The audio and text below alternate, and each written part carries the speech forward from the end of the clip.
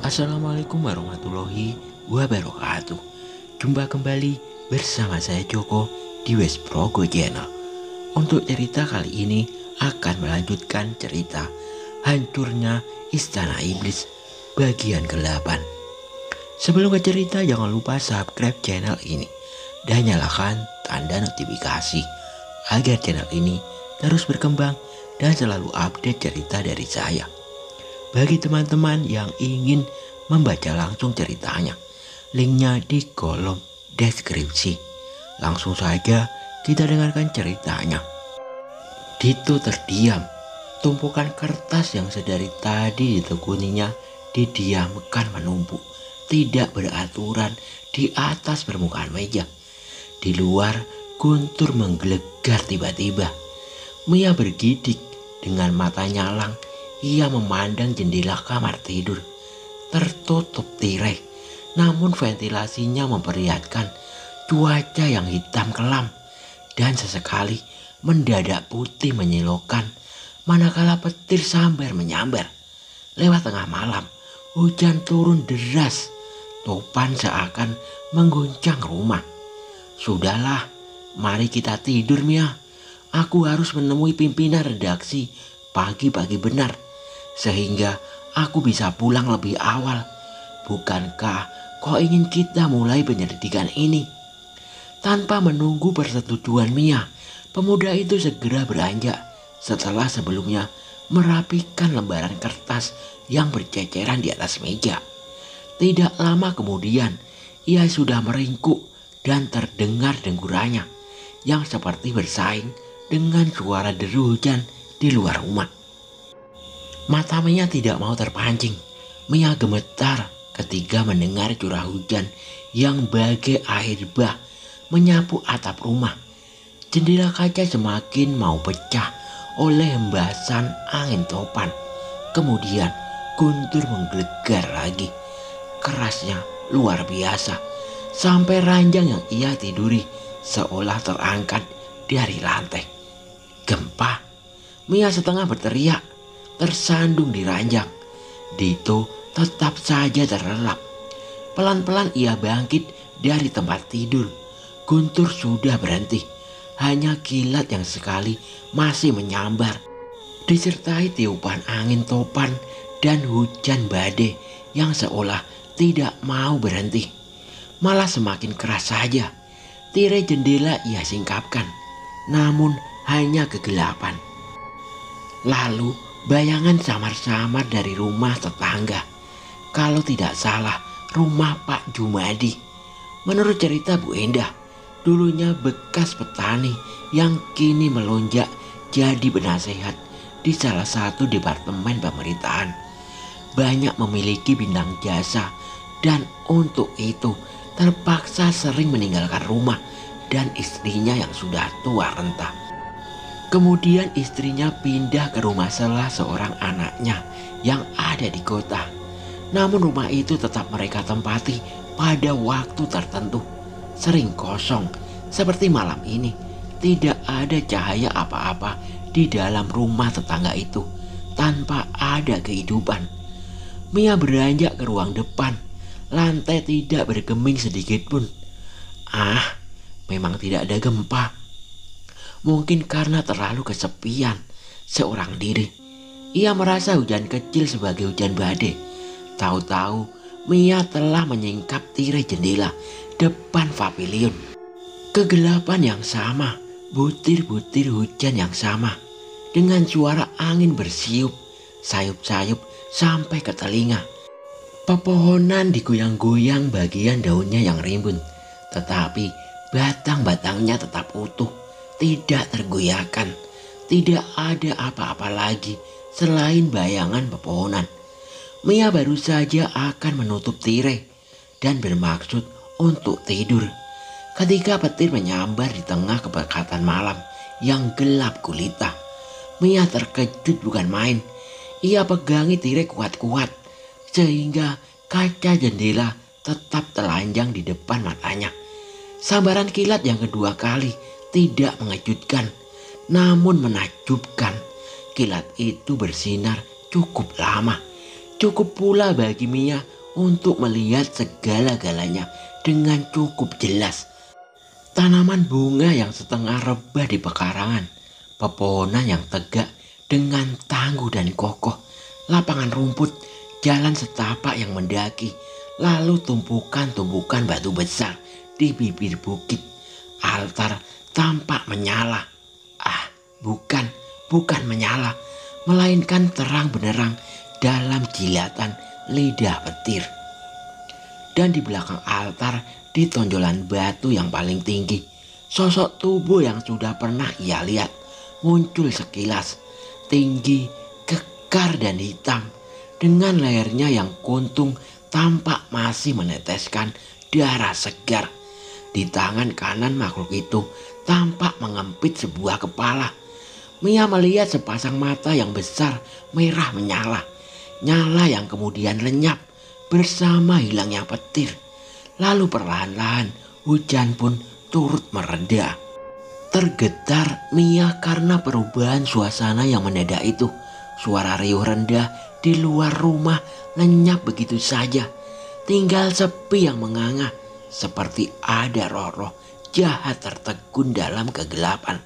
Ingin rasanya Mia lari dari jendela, bersembunyi di balik selimut kamar tidur. Betapapun Mia mencoba, kakinya tetap saja terpaku di lantai. Bahkan tangannya yang menyingkap tirai jendela tidak mampu ia gerakkan sama sekali. Napasnya terdesah-desah mengeluarkan uap putih yang segera mengendap di permukaan kaca jendela. Namun matanya yang terpantang lebar masih dapat melihat perkembangan yang terjadi di pekarangannya. Kemudian di sepanjang perbukitan, meskipun pucat, cahaya rembulan kembali muncul cukup lantang, memancarkan cahayanya. Kabut tipis seperti sutra putih merayap di atas rerumputan, merangkak malas sejauh mata memandang. Tiba di bibir bukit yang tinggi, kabut itu tampak dengan susah payah merangkul tumpukan batu-batu hitam, terutama batu yang paling menonjol kuat dan menjulang ke arah biru langit. Berkedip mata Mia seketika, ada sesuatu di sana. Agak ke sebelah kanan tumpukan batu misterius itu. Sesuatu itu bergerak lambat, memanjat sebuah batu besar dan lebar. Mulut Mia terbuka lebar, ingin menjerit karena kaget. Manakala sesuatu itu berdiri tegak, memandang kian kemari dan berhenti tepat ke arah rumah yang didiami Mia. Ketika sesuatu itu bergerak turun, Mia terenggah. Kumat kamit mulutnya membaca apa saja yang teringat untuk mengusir ketakutan yang kembali mendera. Sesuatu itu makhluk berbentuk manusia, berjalan tersaruk-maruk dengan kaki-kaki yang tenggelam di dalam pelukan kabut, suram dan hitam. Menjurus langsung ke tempat Mia mengintip di balik jendela. Tidak, jangan. Tahu-tahu saja mulut Mia dapat bersuara setelah keluh sejenak. Jangan dekati aku, jangan kesini, jangan. Nalurinya untuk menyelamatkan diri menggerakkan otot-otot Mia yang tegang. Saraf-saraf mulai pula bekerja. Demikian pula pembuluh darah serta jenut jantungnya. Tanpa sadar, tirai yang ia cengkram terlepas dan dia bertindak mundur. Selangkah, 2 langkah, 3, 4, sampai berbisik mohon perlindungan. Dito, Dito. Kemudian disusul dengan putaran tubuh, gerakan kaki yang semakin cepat, berlari masuk ke dalam kamar tidur, seraya berteriak histeris. Dito. Dito terbangun bukan oleh teriakan Mia, melainkan oleh terkaman tubuh Mia yang terbang ke sofa. Tempatnya meringkuk, tertidur pulas. Lalu Mia memeluk Dito dengan sekujur tubuh bergetar hebat. Setelah mengucek-ngucek mata sebentar, Dito menggapai tombol lampu. Klak. Kamar tidur terang benderang menyilaukan. Dito terkesiap melihat wajah Mia yang pucat seperti kertas. basah bersimbah peluk dingin. "Ada apa, Mia?" Di, dia mau ke sini." Mia mengerucap gugup. Dia siapa?" Hantu. Astaga, Mia." Dito perlahan-lahan dapat menguasai dirinya. "Kau mulai membuatku kaget saja. Hantu. Sejak kapan kau percaya pada hal gaib? Menggelikan sekali." "Tidak ada hantu, Mia." "Ada, di luar pintu." "Apa?" Dito hampir saja tertawa terbahak. Namun iba kasihan melihat Mia yang sangat ketakutan itu menekan keinginan konyolnya. Ia menarik napas panjang, kemudian bangkit dari tempat tidur. "Baiklah," ia berkata lembut. "Akan kulihat sebentar." "Jangan," Mia ketakutan. "Alah, paling juga bayanganmu saja. Kalaupun pencuri, kukira ia tentu terlalu nekat menyatroni rumah di mana aku menetap." Dito tersenyum dan berjalan keluar kamar. Diam-diam Mia menguntit di belakangnya. Bukan karena ingin ikut, melainkan semata-mata karena tidak mau ditinggal sendiri di kamar tidur. Ketika Dito menjangkau pegangan pintu, Mia menyambar lengan pemuda itu.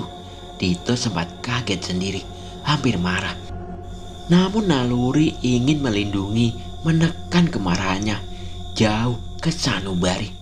"Berdirilah diam di belakangku," ia berbisik. Lalu jari jemarinya menyentuh anak kunci, sementara tangannya yang lain mengintip lewat celah-celah tirai yang sedikit tersingkap. Kegelapan di luar telah diterangi bulan yang masih memancarkan cahayanya yang pucat. Lampu beranda depan ikut pula menerobos pekatnya kabut. Ia melihat sosok tubuh kehitam-hitaman mendekat dari arah perbukitan, berjalan sejajar dengan pagar pekarangan pavilion. Dito bergerak cepat dan cekatan. Kunci pintu disentak berderak. Daun pintu direnggut terbuka.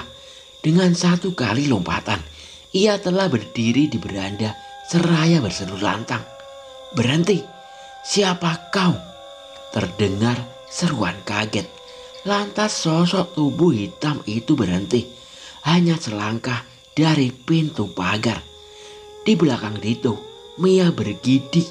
Selama beberapa detik, ia pejamkan mata dan berdoa. Semoga makhluk itu tidak menghambur dan menyerang Dito. "Siapa kau sebenarnya?" Dito bertanya dengan tegang. Sepi menyentak sejenak dan Mia masih berdiri gemeteran di ambang pintu. Lalu, Saya Tuan Muda," terdengar jawaban paruh. "Siapa?" "Manto." Seketika juga Mia membuka kedua belah matanya, berjalan ke halaman, lalu berdiri tegak di samping Dito. Bersama-sama menatap sosok tubuh kehitaman yang tampak tegak dengan gelisah di luar pagar. Karena belum yakin, Dito mendengkus. "Mendekatlah supaya aku dapat melihatmu." Sosok tubuh itu bergerak ragu-ragu ke depan pagar, membukanya dengan suara berderit, kemudian melangkah memasuki pekarangan. Dalam sekejap, ia telah berdiri di hadapan kedua muda-mudi itu. Gelisah dan ketakutan tergambar di wajahnya yang kehitam-hitaman. Lampu beranda menerangi sekujur tubuhnya yang tampak gemuk dan pendek.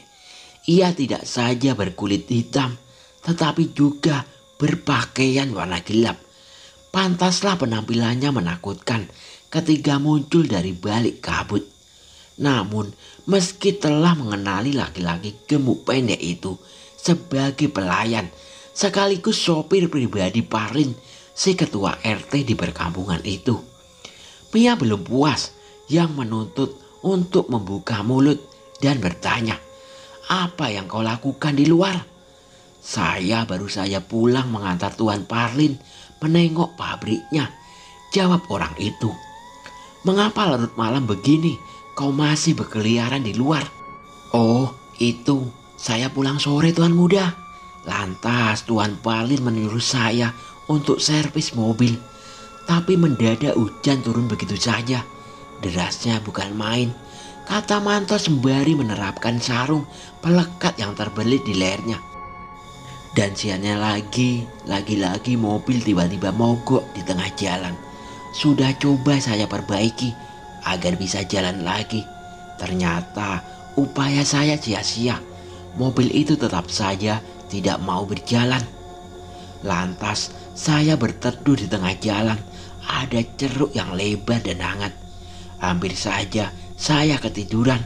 Kemudian hujan berhenti. Lalu saya berjalan pulang jalan kaki. Mobil saya tinggalkan saja di bawah sana, dekat dengan belokan yang ada batu besarnya. Biarlah besok pagi diambil oleh tukang bengkel. Kau datang dari arah sana, mengapa? Tanya Mia seraya menunjuk ke bibir bukit, di mana terletak tumpukan batu hitam misterius yang kini seolah berkumpul diam-diam, mengintai pembicaraan mereka dari kejauhan. Saya suka memilih lewat dari situ. Ada jalan setapak, meski curam dan berbahaya, akan tetapi lebih singkat dan cepat untuk sampai ke tempat tujuan. Diam-diam Dito merasa puas telah membuktikan pada Mia bahwa tidak ada hantu di tempat ini. Mia tidak perlu takut lagi, yang mereka hadapi bukan setan atau pencuri, melainkan pelayan laki-laki Parlin. Tidak perlu dicurigai sama sekali. Boleh saya pergi, Tuan Muda? Saya letih dan ingin tidur. Dito mempersilahkan. Laki-laki gemuk dan pendek itu membungkuk sopan, kemudian berlalu. Ketiga, ia menutup pintu pagar. Orang itu membungkuk lagi. Baru setelahnya, ia bergegas pergi. Sosok tubuhnya lenyap di balik rimbunan pohon dan semak belukar. Dito mengawasi Mia. Puas, ia tersenyum. Mia menggeleng kepala. Apa ada lagi, Mia? Aku masih curiga padanya. Baiklah, tetapi marilah kita ke dalam dulu. Dingin sekali di luar sini. Dito menarik lengan Mia ke dalam rumah. Dan seperti kerbau dicucuk hidungnya, dengan wajah tetap kelihatan tidak puas dan mata kosong yang mengambang, menerawang entah kemana. Dito memaksanya supaya tidur saja, tetapi Mia menolak. Ia muncul tidak lama setelah aku melihat makhluk itu. Gumamnya serius. Makhluk apa? Makhluk hitam tanpa kepala. Sepotong kepalanya ditenteng dengan mata merah menyala. Hah? Itu lagi? Apakah Manto tidak ada kepalanya? Tidak. Matanya merah? Tidak. Jadi, tak ayal lagi ada sesuatu di sekitar tempat ini, Dito. Telah lama aku memikirkannya, tetapi kau terlalu menganggap sepele, menganggap remeh. Masalahnya bukan terletak pada Parlin sendiri, akan tetapi semua warga perumahan ini berkaitan. Malah kukira kau menganggap aku baru tak miring. Aku tidak menyukai tempat ini. Kita harus menyelidiki masalah ini secepatnya dan segera pergi jauh dari sini. Atau mungkin kita batalkan saja memecahkan kasus ini. Dito ternganga, tak bersuara. Apa jawabanmu? Mia mendesak, tidak sabar. Kau letih, Mia, kurang tidur. Itu sebabnya kau suka berpikir yang bukan-bukan. Dan itu lagi. Mia menghentakkan kaki ke lantai. Kesal. Lantas apa maumu? Berhenti sampai di sini. Tempat ini enak. Kita juga sudah terlanjur berjanji kepada Pak Parman untuk mengungkap kasus ini. Aku juga telah berlelah-lelah untuk menyelidiki tempat ini jauh-jauh sebelum kau datang ke Wonosari. Dan satu lagi, kehadiran kita sudah sangat diterima di tempat ini. Hal itu memudahkan kita untuk bergerak dengan leluasa. Tempat ini tiba-tiba membuatku takut. Takut pada apa? Aku dengar dari Pak Parman, kau seorang wanita yang pemberani dan tidak percaya pada hal mistis. Mengapa kau tiba-tiba berubah pikiran? Makhluk itu, Alah Mia, kau percaya sama si Manto ya? Mia menukas. Ia selama ini tidak banyak bicara, bahkan jarang terlihat. Itu karena ia tahu diri. Dan soal jarang terlihat, karena ia memang berada di tempat Pak Parlin menjadi orang kepercayaannya. Aku tidak yakin, pasti ada sesuatu yang disembunyikan. Apa itu? Entahlah, pokoknya sesuatu yang semata-mata ditunjukkan kepadaku. Apa aku tidak tahu, namun aku begitu takut. Jangan-jangan memang ia sendiri makhluk tanpa kepala dan bermata merah menyala bagi api neraka itu. Aku tidak percaya hantu.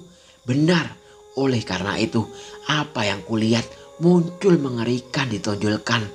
Batu yang paling tinggi itu bukan jelmaan roh jahat, melainkan buatan Manto sendiri. Entah mengapa, yang jelas ia punya maksud jahat.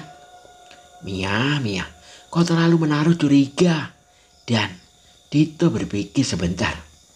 Kukira pendapatmu masuk akal. Secara Manto satu-satunya orang kepercayaan Pak Parlin, ujar Dito berubah pikiran dengan tiba-tiba saja.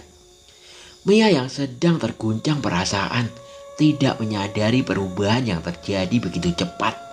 Dengan serius dan sama bernafsu, Dito mendesah. Aku akan menyelidiki orang itu. Tetapi Mia, selagi kecurigaanmu belum terbukti, kumohon jangan berpikir untuk menghentikan kasus ini. Mia menghela napas panjang, kemudian berlalu ke kamar tidur tanpa menjawab sepatah pun juga. Dito kebingungan beberapa saat, kemudian menyusul. Di kamar tidur, ia berusaha membujuk Mia, tetapi Mia tidak mau dibujuk. Dito kesal sendiri. Lalu dengan cepat pemuda berambut ikal sebau itu lantas keluar dari kamar dan membanting tubuhnya di atas sofa kamar tengah. Beberapa hari ini kalian tampak tegang, Bu Endah berkata hati-hati ketika ia melihat Mia tinggal berdua di rumah sebesar itu. Dan sang induk semang yang baik hati itu dengan sengaja mengundang anak semangnya yang sedang gelisah untuk duduk minum bersama di rumah induk, sekalian mengisi kesepian yang ditinggal pergi suami masing-masing. Dito yang berpura-pura menjadi suami Mia pergi menemui Parman, dan Pak Barda ditemani Manto turun ke kota mengambil uang pensiunan di bank. Bukannya aku mau ikut campur, Nak Mia, desa Ibu Endah lembut dan setengah menyalahkan dirinya sendiri. Namun aku dan bapakmu tidak enak makan melihat kalian berdua berlaku seperti kucing dan anjing. Ia tersenyum. Jangan lupa kalian sudah kami anggap sebagai anak sendiri. Mia mengucapkan terima kasih, ragu-ragu sebentar.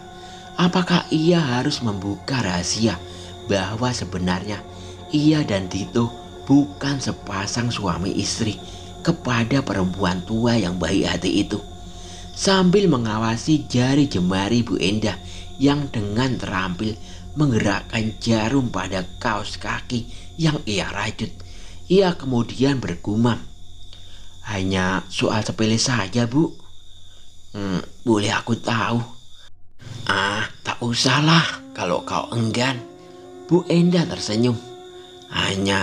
Ya, tadinya aku kira aku dapat membantu. Lalu keheningan sesaat itu dipecah oleh pertanyaan yang terlontar dari mulut Mia. Ibu percaya hantu? Apa? Bu Endah kaget. Hampir saja jarum menusuk ibu jarinya. Sekejap kemudian wajahnya sudah nampak biasa kembali. Pertanyaanmu aneh Nak Mia. Ibu percaya? Desak Mia. Tentu saja percaya. Mengapa? Mengapa Bu Endah?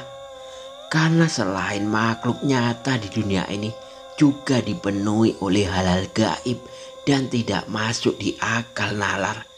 Kita sebagai manusia, bukankah itu tertera dalam kitab suci umat beragama? Yang disebut gaib biasa saja, dan aku yakin Bu Endah pasti ditunjukkan pada ciptaan Tuhan semata. Apakah makhluk gaib bukan ciptaan Tuhan, Nak Mia? Itu aku tak tahu pasti. Tetapi makhluk gaib itu seperti apakah rupa dan wujudnya, Bu Endah? Tergantung dari sudut apa kita merasakan dan melihatnya. Perempuan tua itu menatap Mia dengan sorot mata yang tajam. Kau melihat makhluk gaib?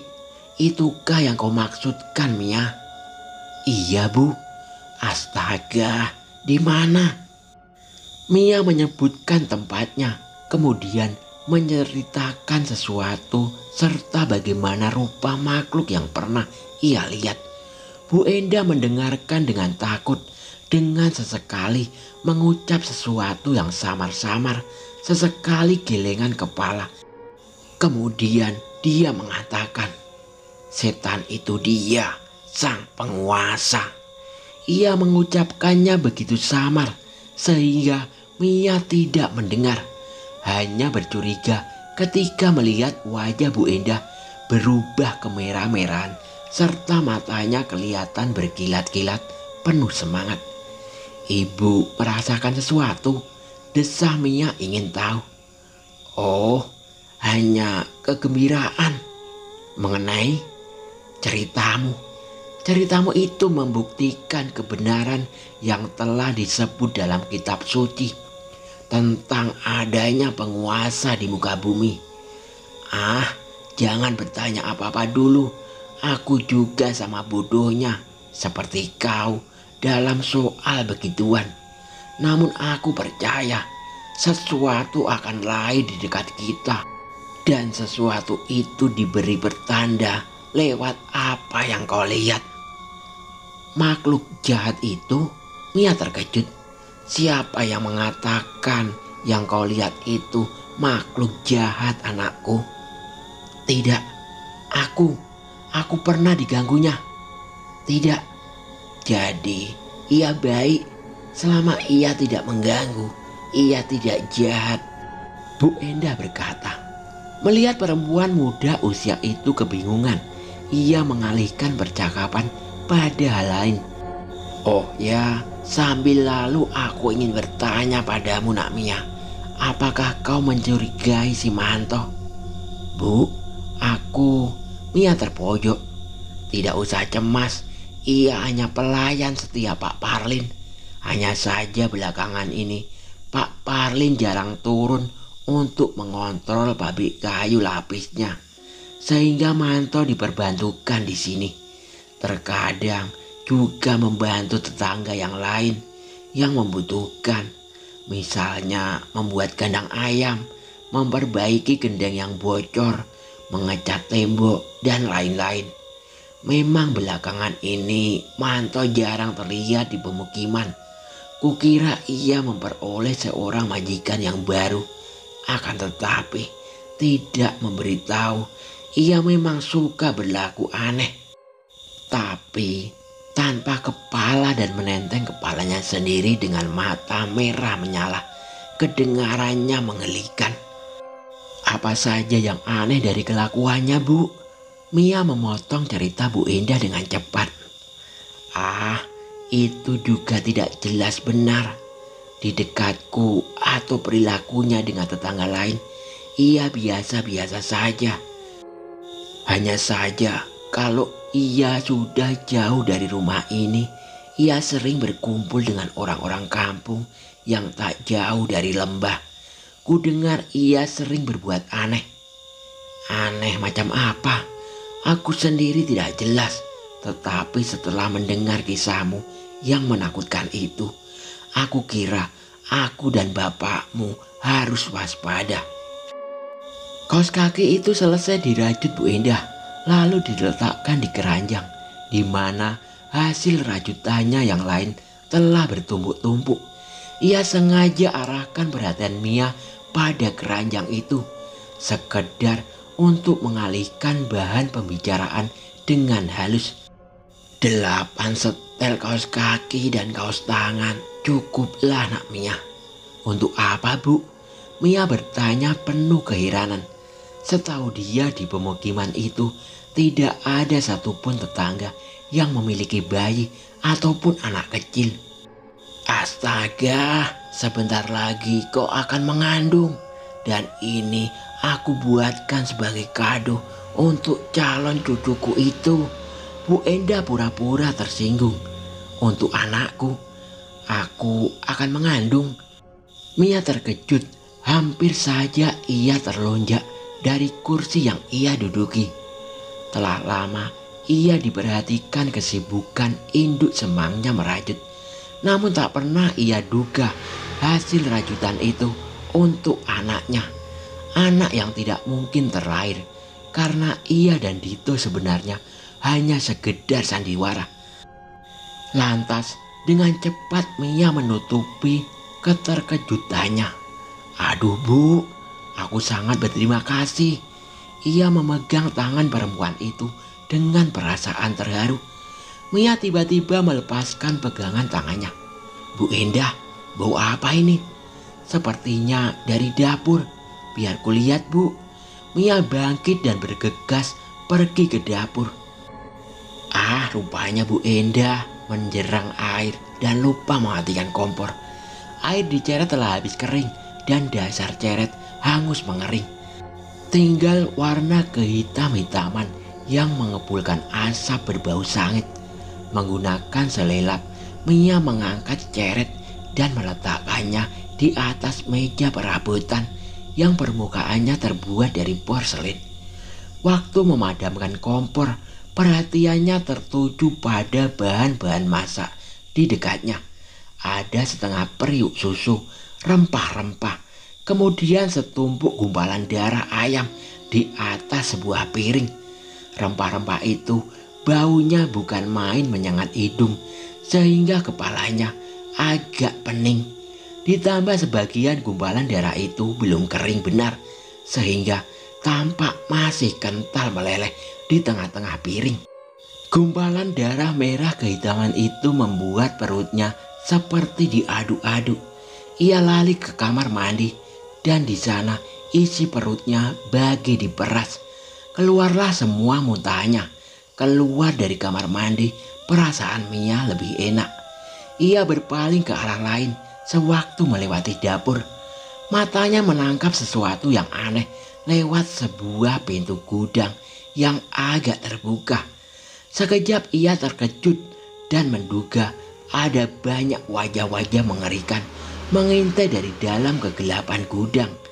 Ia tertegun tak dapat bergerak.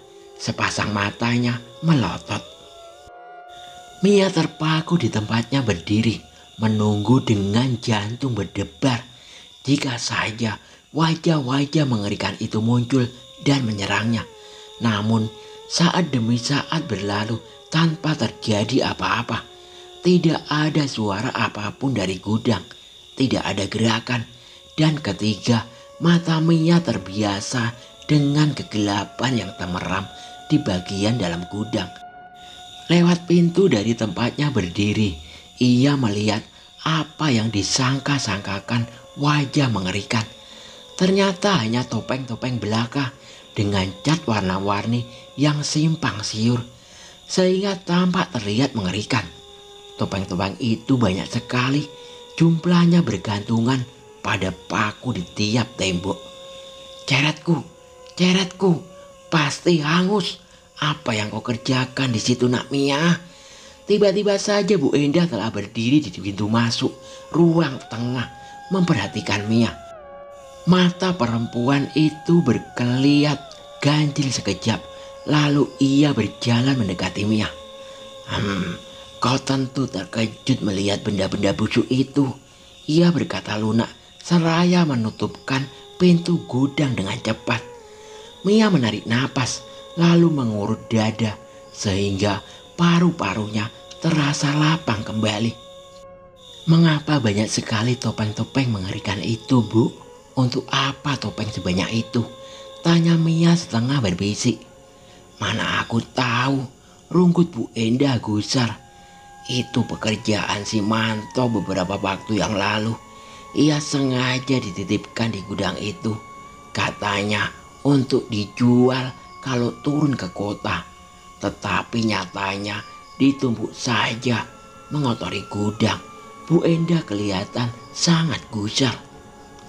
Kalau besok ia tidak memindahkannya, akan kubakar semua topeng-topeng busuk itu. Seolah tidak menyukai persoalan ini, ia menoleh ke arah dapur. Jadi ceretku yang rusak tambah satu ya. Bu Endah angkat bahu lalu menarik Mia kembali ke tengah rumah induk seraya berkata, acuh tak acuh, biarlah masih banyak yang lain. Namun percakapan mereka tidak menyenangkan lagi. Pemandangan di dapur kemudian di gudang telah membuat perasaan Mia tidak menentu.